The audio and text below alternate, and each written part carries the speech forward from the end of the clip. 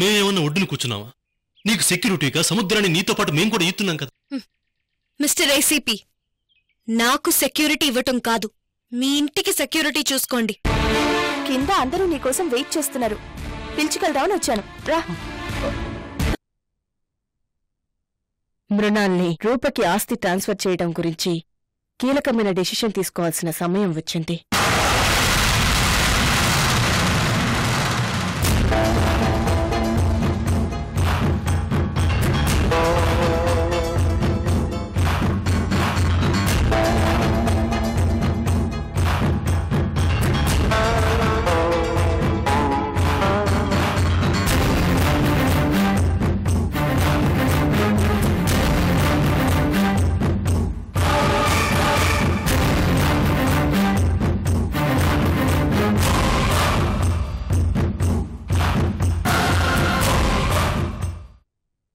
మృణాలిని ఈ విషయంలో నువ్వు కన్విన్స్ చేయలేవని నువ్వందరూ ఒక నిర్ణయానికొచ్చావు.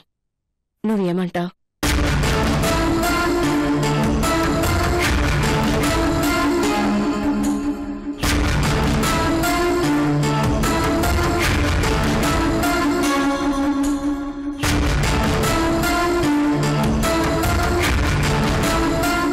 అయినా సందీప్ని అడగడం ఎందుకు అత్తయ్య?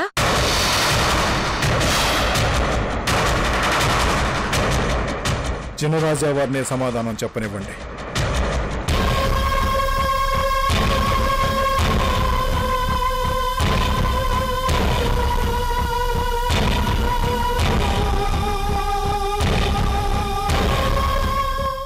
మీ ప్రాణం, మీ దేవత, మీ ఆరాధ్య దైవం పీకల్లోతు ప్రమాదంలో కూరుకుపోయి ఉన్నారు కాబట్టి ఆమె జోలికి వెళ్లొద్దు అంటూ మీరు గొడవ పెట్టారు. ఇష్టం లేకపోయినా మీ గురించి, కేవలం మీ గురించి ఇన్నాళ్ళు అందరం చేతులు ముడుచుకుని కూర్చున్నాం. నమ్మకం లేకపోయినా మృణాలిని కన్విన్స్ చేయడానికి మీకు గడువిచ్చాం, అవకాశమిచ్చాం. ఇప్పటి వరకు దాని గురించి మళ్లీ మీరేమీ మాట్లాడలేదు.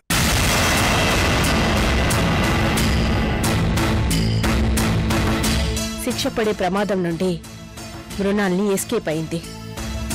తనకు వ్యతిరేకంగా ఉన్న వీడియో సాక్ష్యాన్ని కూడా తగులబెట్టేసింది.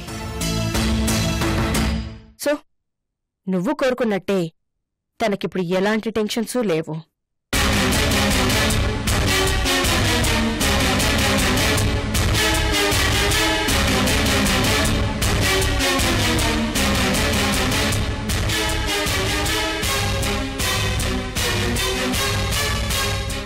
ఇప్పుడు తనేమంటోంది? ఆస్తి రాసిస్తానంటోందా? ఆవిడగారు ఎందుకు ఒప్పుకుంటారత్తయ్య? అయినా రాజేశ్వరీదేవి గారు, చినరాజా వారి మౌనానికి అర్థమేంటో ఇంకా మీకు తెలియడం లేదా? Let's not waste time anymore. రూపగారు, కోర్టులో మృణాల్నికి అగనెస్ట్గా కేసు వేయడానికి మన అడ్వకేట్ గారు ఇచ్చిన డాక్యుమెంట్స్ మీద సైన్ చేయండి. కోర్టులోనే తేల్చుకుందాం.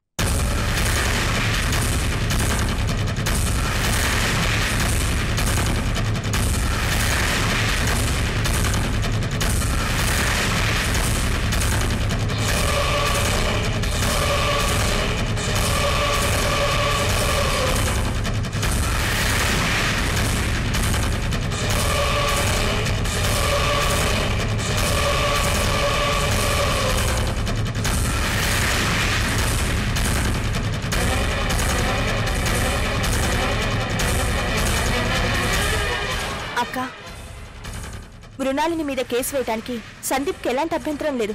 నువ్వు సైన్ చేయి.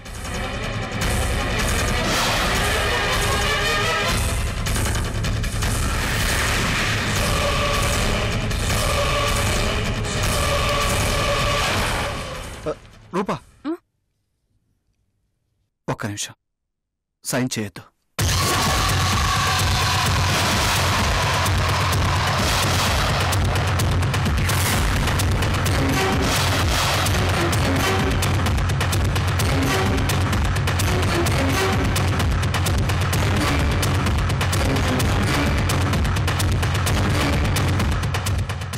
చినరాజా వారు,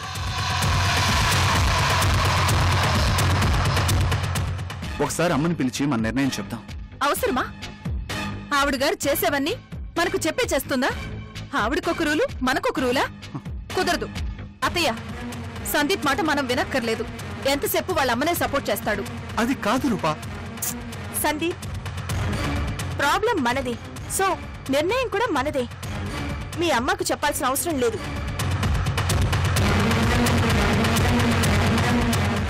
రాజావారు, మీరేమంటారు? మా కోడళ్లకున్నపాటి జ్ఞానం కూడా మా కొడుక్కి లేదే అని బాధపడుతున్నాం.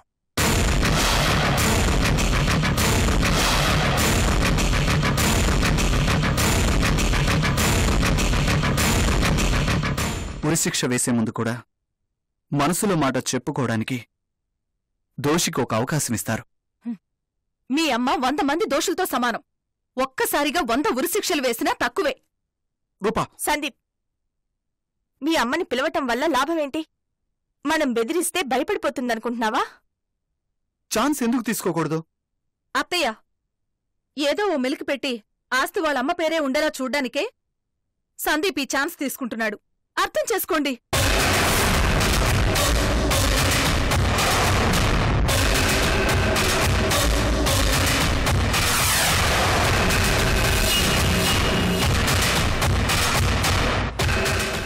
మాకు అదే అనిపిస్తోంది.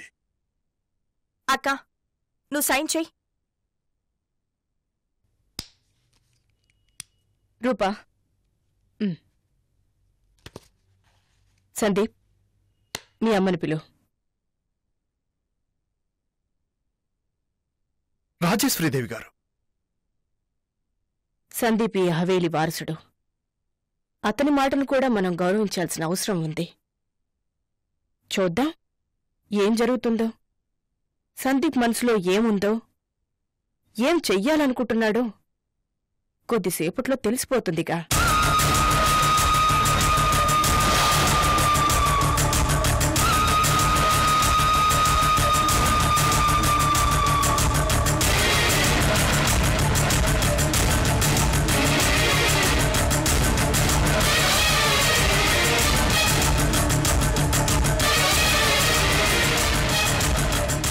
పిలువు సందీప్, మీ అమ్మని పిలువు.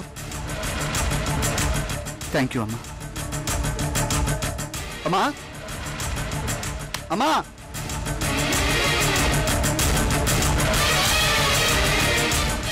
అమ్మా,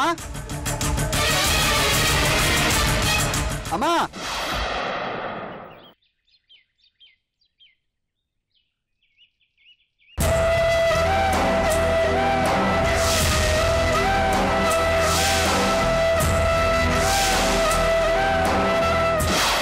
నుంచి బయటికి రాగానే నీకోసమే వెతుకుతుంటాడు, మొహం మీద ఉమ్మేయటానికి.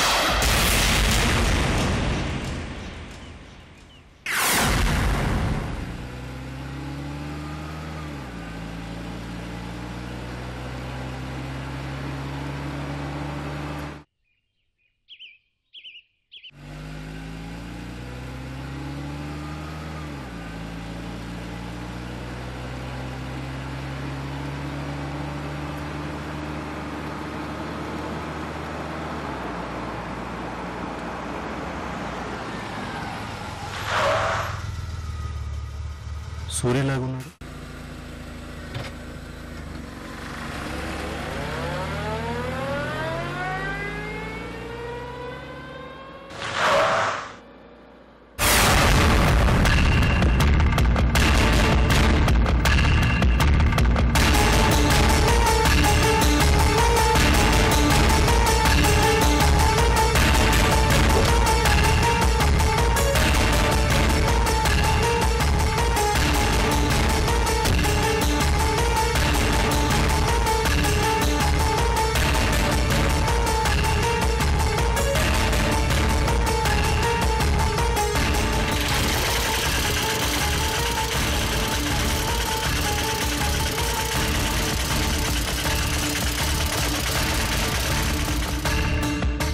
పారిపోతున్నావేంటి? ఆటో నో పార్కింగ్ ప్లేస్లో ఆపాను, ఫైన్ వేస్తారేమో అని.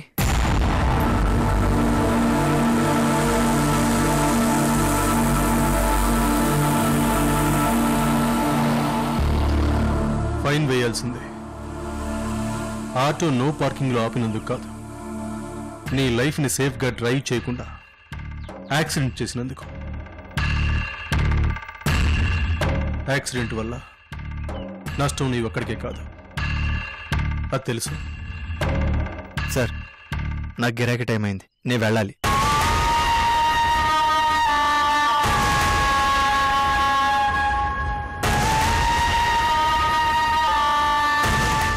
మా ఇంటి దగ్గర దింపు, మాట్లాడుకుంటూ వెళ్దాం.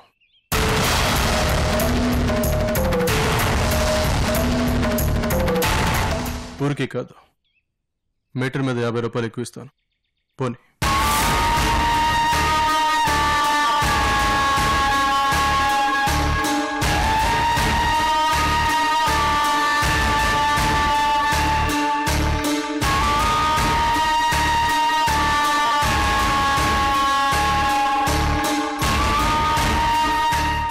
సార్ శశి విషయం తప్ప మరి ఏదైనా మాట్లాడండి ప్లీజ్.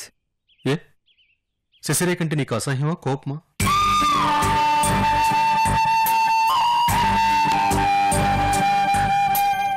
అదేం లేదని నాకు తెలుసు.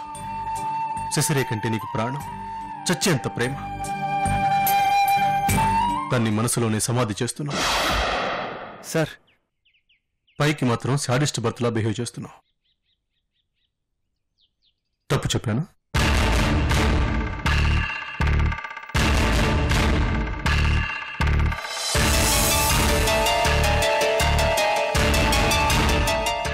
సార్ మీకెవరో రాంగ్ ఇన్ఫర్మేషన్ ఇస్తున్నారు. ఎస్, సూర్య అని ఒక మనసున్న గొప్ప వ్యక్తి ఉన్నాడు. ఎప్పుడూ ఏ విషయంలోనూ అబద్ధం చెప్పడు. Very nice person. చాయిస్ ఇస్తే ఏ ఆడపిల్లైనా సూర్య లాంటి భర్తే కావాలనుకుంటుంది. సార్ భార్యని ఎంత గొప్పగా ప్రేమించాలో ఆయన చూసే నేర్చుకోవాలి. అలాంటి మచ్చలేని మంచి మనిషి నాకు రాంగ్ ఇన్ఫర్మేషన్ ఇస్తున్నాడు. కావాలని భార్యకి లేనిపోని మచ్చలు సృష్టించి తను చెడ్డవాడిగా మారి భార్యని దూరం చేసుకోవాలనుకుంటున్నాడు. సార్ నాకు ఆనంద్ గారు అంతా చెప్పారు.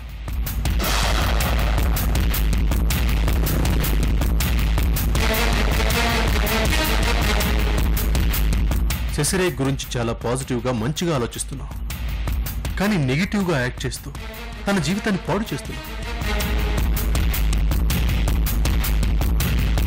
సార్ నాకు కావాల్సింది శశి హ్యాపీగా అందమైన గొప్ప భర్తతో జీవితం గడపటం.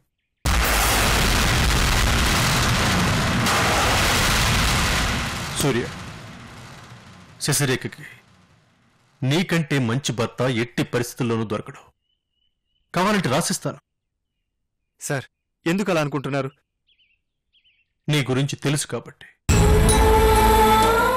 శశిరేఖ జీవితం బాగుండటం కోసం నీ జీవితాన్ని నాశనం చేసుకుంటున్నావు. నీకంటే మంచి భర్త తనకెక్కడ దొరుకుతాడు?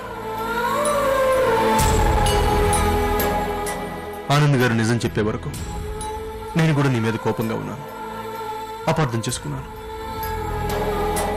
నేను కొట్టాను, తిట్టాను. నువ్వేంటో నీ మనసేంటో ఇప్పుడు అర్థం చేసుకున్నాను.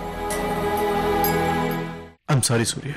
సార్ అయినా ఆనందంకి మాటలేం పట్టించుకోకండి. ఆయన తన చనిపోయిన కొడుకు మీద ఒట్టేసి చెప్పాడు. అయినా నమ్మొద్దంటావా?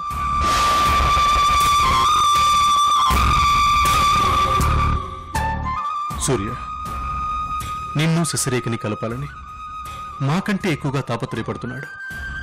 తిడుతున్నా పట్టించుకోకుండా శశిరేఖని కన్విన్స్ చేయడానికి ప్రయత్నిస్తున్నాడు. శశిరేఖతో మాటలు పడుతున్నాడు. కానీ ఎవరంత చెప్పినా శశిరేఖ మాత్రం కన్విన్స్ అవడం లేదు. ఇక మిగిలిన ఆశల్లో ఒక్కటే, స్వయంగా నువ్వే వచ్చి శశిరేఖ నీ మనసులో మాట చెప్పటం. అప్పుడు కాని తను నమ్మదు. ప్లీజ్ సూర్య, మొండితనం పక్కన పెట్టు. చేసేది తప్పు, దాన్ని దిద్దుకో. వెల్, ఇంతకంటే నేను చెప్పేదేం లేదు. శశిరేఖని కాపాడుకో. నీ ప్రాణాన్ని కాపాడుకో. తన్ను బాధ పెట్టుకో, నువ్వు బాధపడకు. వస్తాను.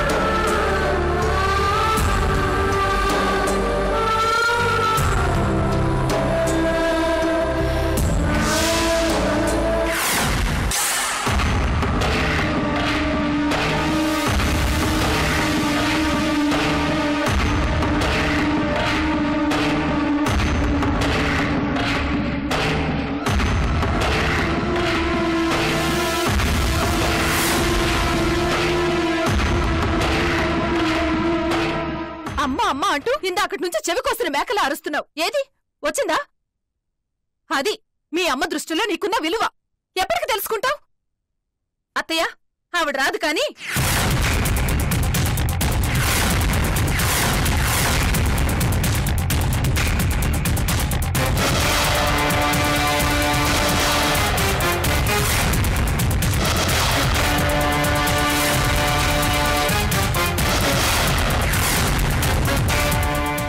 ఏ ఆగిపోయావే?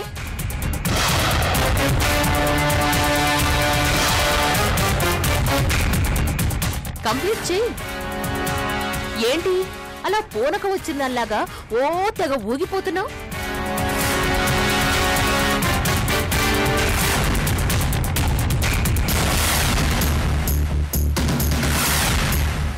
నిన్నే. ఎరా, వీళ్ళు పిలిచారా? నువ్వు పిలిచావా? అమ్మా, నీతో మాట్లాడాలి. నా గదిలోకి రా, మాట్లాడుకుందాం. అమ్మా, ఇది మనిద్దరికి మాత్రమే సంబంధించిన ఇష్యూ కాదు, అందరికీ సంబంధించింది. పబ్లిక్ మీటింగ్లంటే నాకు ఇష్టం లేదు, కానీ చేసే వెధ పనులన్నీ పబ్లిక్ గానే చేస్తాయి. నాన్నగారు, అమ్మని పిలిచింది నేనే మాట్లాడతాను. దయచేసి ఎవరు కల్పించుకోవద్దు.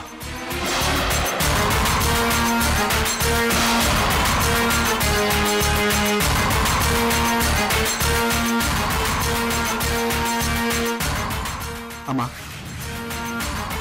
వీళ్ళందరికీ నేనే మాటిచ్చాను. మా అమ్మని కన్విన్స్ చేసి ఆస్తి ట్రాన్స్ఫర్ డాక్యుమెంట్స్ మీద సైన్ చేయిస్తానని.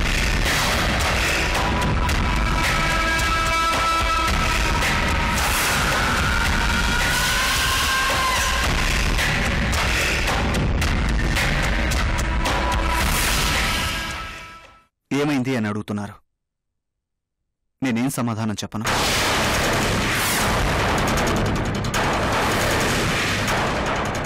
మాటిచ్చే ముందు నువ్వు నన్ను అడిగావా?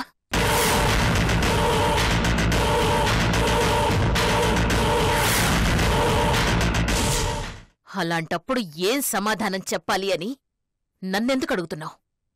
నీ ఇష్టం వచ్చింది చెప్పుకో.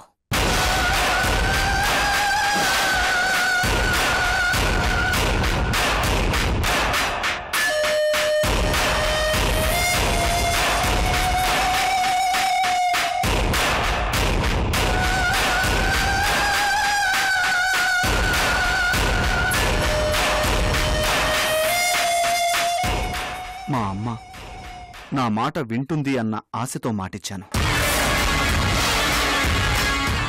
కొడుకు మాట తల్లి వినాలా? తల్లి మాట కొడుకు వినాలా? నేనడిగే దాంట్లో న్యాయం ఉంది. ఏది న్యాయమో ఏది అన్యాయమో డిసైడ్ చేయడానికి నువ్వెవర్రా? ఆ దేవుడు చేసే పనులే నాకు అన్యాయం అనిపిస్తున్నాయి. అది నేనెవరికి చెప్పుకోను? ఎవరు నాకు న్యాయం చేస్తారు? అది నువ్వు ఆ దేవుడు తేల్చుకోవాల్సిన విషయం. మాకు కావాల్సింది నువ్వు ఆస్తిని రూప పేరు మీదకి ట్రాన్స్ఫర్ చేయడం.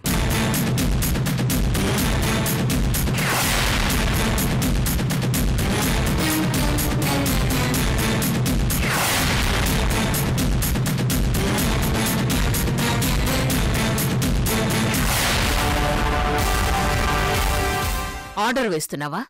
రిక్వెస్ట్ చేస్తున్నా. మాట వినకపోతే? వింటావనే అనుకుంటున్నాను. వినను అని నీకు తెలుసు. వినకపోతే ఏం జరుగుతుందో నీకు తెలుసు. చిన్నపిల్లని కాను, చీపురు పుల్ల చూపించి బెదిరిస్తే వణికిపోవడానికి. ముసల్దానా, ఇక్కడ చేతగాని వాళ్ళెవరూ లేరు అరిస్తే భయపడ్డానికి. నాన్నగారు, ఒరే ముసలోడా, ఎందుకురా నీకు ఈ ఆస్తి? శుభ్రంగా తిని పడుకుంటున్నావు కదా, నీ పక్కనున్న ఈ డూప్లికేట్ నిన్ను రెచ్చగొడుతుంది కదా. మీరు ఊరుకోండి, సందీప్ మాట్లాడుతున్నాడు కదా, మీరు కల్పించుకోకండి. రే, వీళ్ళంతా మీ అమ్మకి శత్రువులు. వాళ్ళ చేతిలో కీలుబొమ్మగా మారావు నువ్వు. కీ ఇచ్చి నా మీదకి రెచ్చగొట్టి తమాషా చూస్తున్నారు, అది తెలుసుకో. పొరపాటు పడుతున్నావమ్మా. ఇన్నాళ్ళు నేను నీ చేతిలో కీలుబొమ్మగా ఉన్నాను. రూపతో బలవంతంగా ఆస్తి రాయించుకున్న టైంలో నేను అక్కడే ఉన్నానమ్మా. ఫ్రెండ్ అన్నా వచ్చాడుగా. ఎక్కడా? నా ముందు, నా కళ్ళెదురుగా, నా చేతికి